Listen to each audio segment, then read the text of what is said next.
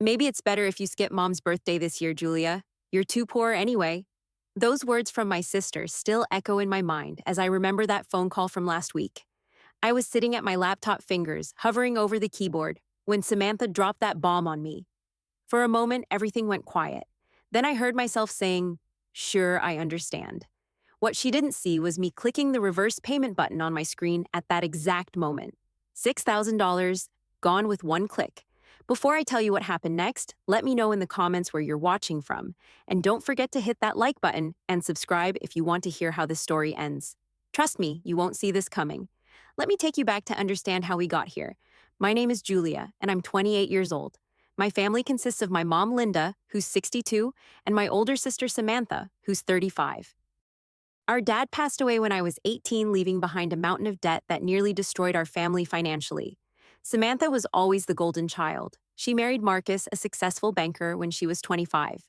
They live in a beautiful mansion in Connecticut with their two kids, and she's never let anyone forget how well she's done for herself.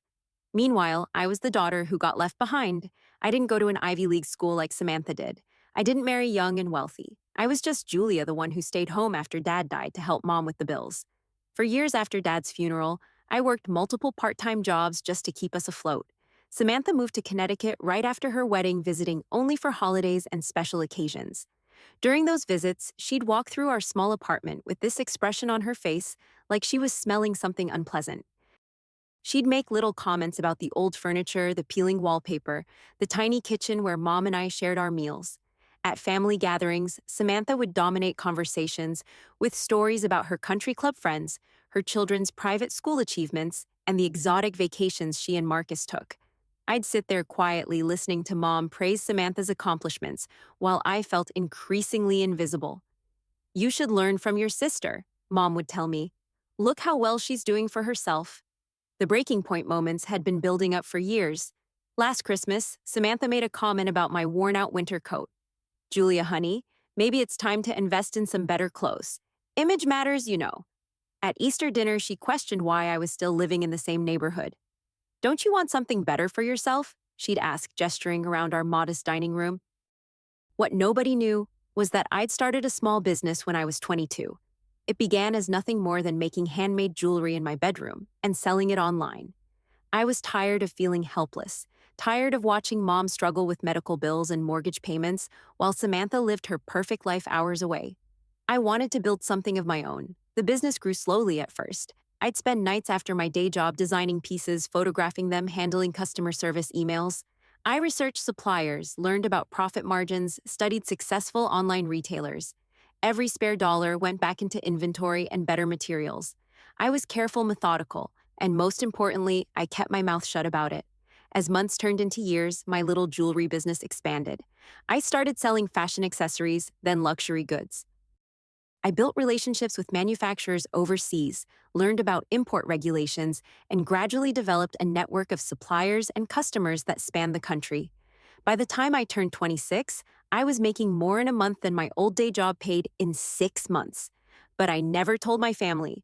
I was afraid they'd think I was showing off, or worse, that I was trying to compete with Samantha. I wanted to prove myself completely before I revealed anything. I wanted to be absolutely certain that my success wasn't just luck or a temporary fluke. So I continued living in my small apartment, driving my old car, wearing modest clothes, and letting everyone assume I was still struggling financially. The distance between my family and me grew wider each year. Every interaction with Samantha felt like a judgment of my choices, my lifestyle, my apparent lack of ambition. I'd learned to tune out her subtle put-downs and focus on building my business empire in secret. But deep down, each comment stung more than I wanted to admit. The phone call that changed everything happened on a Tuesday afternoon. I was reviewing quarterly reports from my 3 online businesses when Samantha's name appeared on my phone screen. I almost didn't answer, but something made me pick up. "Julia, hi, I hope you're not too busy." Her voice had that artificially sweet tone she used when she wanted something. "I wanted to talk to you about Mom's birthday next weekend." I set my financial reports aside and focused on the conversation. "Of course. What did you have in mind?" "Well, Marcus and I have planned something really special this year. We've booked a private dining room at the Golden Rose. You know that 5-star restaurant downtown, the one that just got written up in Metropolitan Magazine." I'd heard of the Golden Rose. It was the kind of place where dinner for two could easily cost $300. That sounds lovely, I said carefully. Samantha launched into an enthusiastic description of the evening she'd planned. The restaurant was known for its wine collection featuring bottles that cost more than most people's monthly rent. The chef was some celebrity who'd trained in France and had appeared on multiple cooking shows. The private dining room overlooked the city skyline and could accommodate 20 people comfortably. I've invited all of Mom's friends from the neighborhood, plus some of our relatives and a few people from our country club. It's going to be absolutely perfect. She paused, and I could hear the sound of papers rustling in the background. The thing is, Julia, the total cost is going to be quite substantial. I was hoping you could contribute something toward the expenses. My stomach tightened. I knew where this conversation was heading, but I tried to stay positive. I'd be happy to help however I can. Oh, good. I was thinking maybe you could cover the appetizer course. That would be around $200. I know it's a lot for you, but Mom deserves the best, don't you think? $200. The amount was laughable considering I'd just transferred $15,000 into my investment account that morning. But Samantha didn't know that. In her mind, I was still the struggling sister who could barely afford groceries. I think I can manage that, I said slowly. Actually, Julia, I've been thinking about this more. Her tone shifted, becoming more serious. Maybe it would be better if you didn't come to the dinner at all. The words hit me like a physical blow. What do you mean? Look, honey, I know you try your best, but this is going to be a very upscale event. Everyone there will be, well, they're all quite successful. Doctors, lawyers, business owners. I'm worried you might feel out of place. I sat in stunned silence as she continued. Maybe it's better if you skip Mom's birthday this year. You're too poor anyway.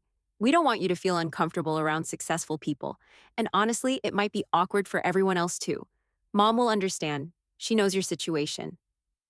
The cruelty of those words took my breath away. Not just the financial assumptions, but the casual way she dismissed my right to celebrate our mother's birthday. The implication that I was somehow an embarrassment to the family. Sure, I heard myself saying. I understand. Oh, good. I knew you'd be reasonable about this. Maybe you can take Mom out for lunch sometime next week instead, somewhere more appropriate for your budget. After I hung up, I sat in my apartment staring at the wall. The same wall where I'd hung my first business license 3 years ago. The same apartment where I'd celebrated hitting my first $100,000 in revenue, where I'd planned expansion strategies that had made me more money than Samantha and Marcus combined probably earned in a year. I opened my laptop and logged into my banking app. The main account showed a balance of $847,000. That didn't include my investment accounts, my retirement savings, or the value of the building I owned downtown. I'd been so focused on growing my wealth quietly that I'd forgotten what it felt like to be respected by the people who were supposed to love me unconditionally. That's when I decided it was time for my family to learn the truth about who I really was. The next morning, I called the Golden Rose and asked to speak with the manager. A professional-sounding man named David answered, and I explained that I wanted to pay for a birthday dinner reservation under the name Rodriguez. Samantha Rodriguez, I clarified. She has a private dining room booked for this Saturday evening. Yes, I see the reservation here. 20 guests are premium menu selection with wine pairings. The total comes to just over $6,000. Perfect. I'd like to pay for everything in advance. The full amount plus a 20% gratuity for your staff. That's very generous, Ms. Morgan, Julia Morgan. And when the party asks who paid for their dinner, please tell them it was a family member who cares. David processed my payment over the phone, and I felt a strange sense of satisfaction watching that money leave my account. $6,000. The amount Samantha probably spent on shoes in a good month, but which she assumed was far beyond my means. After I hung up with the restaurant, I realized I needed to share the real story of my success with someone. For too long, I'd been carrying the weight of my achievements alone, hiding my prosperity like it was something shameful. My business empire had started small, but it had grown into something I was genuinely proud of. That initial jewelry line had evolved into 3 separate companies. The first was still focused on handmade accessories, but now employed 12 people and shipped products internationally. The second specialized in luxury home goods, partnering with artisans across 6 countries to bring unique pieces to American customers. The third was a consulting firm where I helped other women start their own online businesses. My monthly income fluctuated between $40,000 and $60,000, depending on seasonal sales and new product launches. I'd been smart with my investments too, putting money into diverse stock portfolios and real estate. 2 years ago, I'd purchased a small commercial building in downtown's Arts District. The ground floor had been empty when I bought it, but 6 months ago, I'd opened Julia's Place, a boutique restaurant that had quickly become one of the most sought after dining destinations in the city. The building had 3 floors. The restaurant occupied the ground level. I'd converted the second floor into office space for my consulting business, and I lived in a beautifully renovated apartment on the third floor. From my windows, I could see the city skyline that Samantha was so excited about viewing from the Golden Rose's private dining room. I'd kept my success secret for so many reasons. Partly because I wanted to be absolutely certain it was sustainable before I revealed anything. Partly because I was afraid of changing family dynamics that were already complicated, but mostly because I wanted to prove to myself that I could build something significant without anyone's help or approval. Samantha's phone call had been the final push I needed to stop hiding. Her assumption that I was too poor to attend our mother's birthday celebration wasn't just insulting, it was completely divorced from reality. And her suggestion that I might embarrass the family around successful people was particularly galling considering I was probably wealthier than most of the guests she'd invited. I called my restaurant and spoke with Amanda, my general manager. I need to book the private dining room for Saturday evening. Family celebration. Of course, Julia. How many people? I'm not sure yet. Maybe 8, I'll confirm by Friday. Then I called my mother. Mom, I want to take you somewhere special for your birthday this Saturday. Just you and me initially, but I think Samantha and her family might join us. Mom sounded surprised but pleased. Oh, honey, you don't need to spend money on anything fancy. We could just have cake here at home. Mom, I want to do this. You deserve to be celebrated properly. Can you be ready at 7? After confirming plans with Mom, I spent the rest of the week preparing for Saturday evening. I bought a new dress for the occasion, something elegant but understated. I worked with my restaurant's chef to plan a menu that would showcase our best dishes.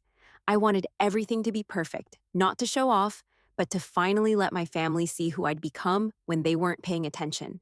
Friday afternoon, I made one more phone call to the Golden Rose. David, this is Julia Morgan. I paid for the Rodriguez reservation tomorrow evening. Yes, Ms. Morgan, everything is arranged. I need to cancel that reservation. Cancel, but you already paid. I know. Keep the money as a cancellation fee. The family won't be dining with you tomorrow after all. I could hear the confusion in David's voice, but he processed the cancellation professionally. I imagined Samantha's reaction when she arrived at the Golden Rose to find no reservation, no private dining room, no perfect evening planned. But that was only the beginning of what I had in store for my family. Saturday evening was going to be full of surprises. Saturday arrived with perfect autumn weather. I spent the afternoon at Julia's Place working with my staff to ensure every detail was flawless. The private dining room looked spectacular with warm lighting, fresh flowers, and a table set for 8 people. I'd chosen the menu carefully, featuring dishes that showcased both elegance and comfort. At 6:30, I drove to Mom's apartment to pick her up. She was wearing her best dress, a navy blue outfit she'd bought for Samantha's wedding 5 years earlier. You look beautiful, Mom, I told her honestly. Thank you, sweetheart. Where are we going? You've been so mysterious about tonight. Somewhere I think you'll like. It's a surprise. We drove through downtown past familiar landmarks until I pulled up in front of my building. Mom looked at the restaurant's illuminated sign with curiosity. Julia's Place. What a lovely name for a restaurant. I thought so too, I said, helping her out of the car. We walked through the front entrance past the host station where my weekend manager greeted us warmly. Good evening, Julia. Your table is ready in the private dining room. Mom looked puzzled as we walked through the main dining area past tables filled with well-dressed couples and families enjoying their Saturday evening meals. How did you get a reservation here? This place looks expensive. Before I could answer, my phone buzzed with a text from Samantha. Something weird happened. The Golden Rose says they don't have our reservation. Marcus is calling other restaurants now. Might be late. I smiled and typed back. Don't worry, I found another place. Come to Julia's Place downtown. I'll text you the address. Julia's Place, never heard of it. Is it nice? I think you'll be surprised. Mom and I settled into the private dining room, where I'd requested a bottle of champagne be waiting. As the server poured our drinks, Mom looked around the beautifully appointed space with obvious appreciation. This is lovely, honey, but are you sure you can afford this? I don't want you to go into debt for my birthday. I reached across the table and took her hand. Mom, there are some things about my life that I haven't shared with you. Tonight feels like the right time to change that. Before I could explain further, I heard familiar voices in the main dining area. Through the glass partition, I could see Samantha and Marcus, arriving with their two children, 8-year-old Emma and 10-year-old Tyler. Samantha was wearing an obviously expensive cocktail dress and looking around the restaurant with barely concealed disdain. I excused myself from the table and walked out to greet them.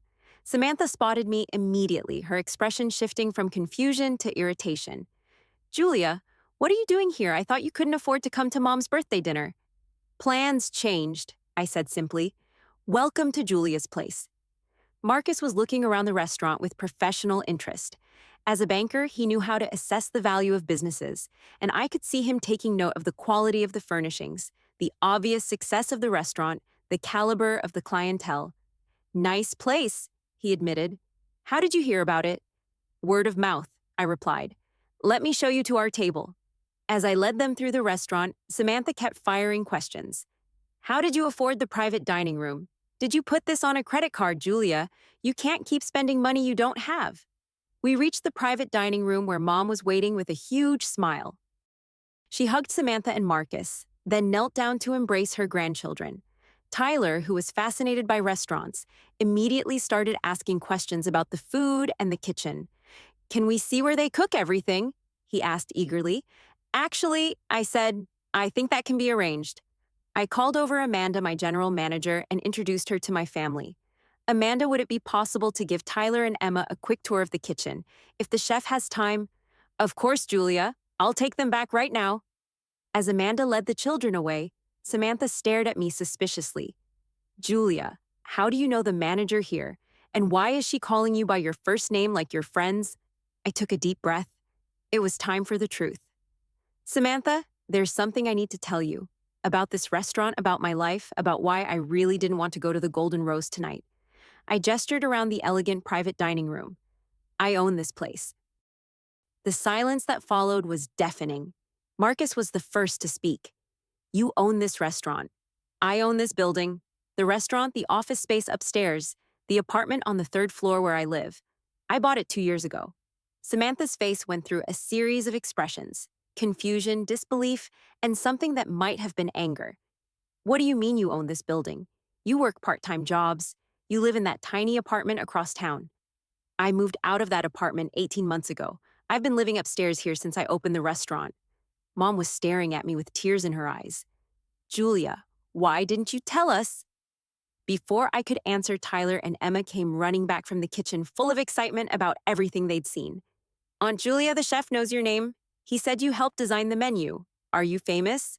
Not famous, I said, smiling at Tyler. But I do work here. Actually, I work here because I own here. Over the next hour, as we enjoyed dinner, I told my family the real story of the last 6 years. I explained how I'd built my online businesses, how I'd saved and invested money, how I'd gradually expanded from jewelry making into a small empire of interconnected companies. Marcus, in his professional capacity, asked detailed questions about revenue, profit margins, and growth strategies. I could see his respect for my accomplishments growing with each answer. Samantha remained largely silent, picking at her food and avoiding eye contact.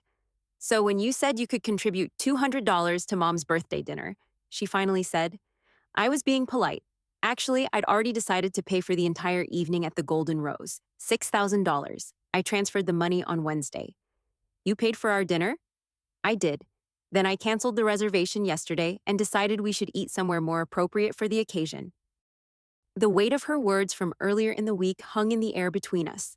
Samantha's assumptions about my financial situation, her dismissive attitude about my ability to afford upscale events, her suggestion that I skip Mom's birthday because I was too poor, had all been turned completely upside down. I don't understand, she said quietly. Why didn't you just tell us you had money? When? I asked. When you told me I was too poor for Mom's birthday. When you suggested I might embarrass the family around successful people. I pulled out my phone and showed her the payment confirmation from the Golden Rose. By the way, here's proof that I paid for your dinner, the one I canceled when I decided we should eat somewhere more suitable. The realization hit her fully then. She could have been humiliated in front of all her friends and country club acquaintances, arriving at the Golden Rose to find no reservation, no private dining room, no carefully planned evening. I'd had the power to embarrass her completely, but I'd chosen a different path. You could have made us look like fools, she whispered. I could have, I agreed, but I decided that wasn't who I wanted to be. After dinner, Mom and I stepped outside onto the restaurant's small patio while Samantha Marcus and the children explored more of the building. The city lights twinkled below us, and I could see the neighborhood where I'd grown up in the distance. Julia, I owe you an apology, Mom said, her voice heavy with emotion.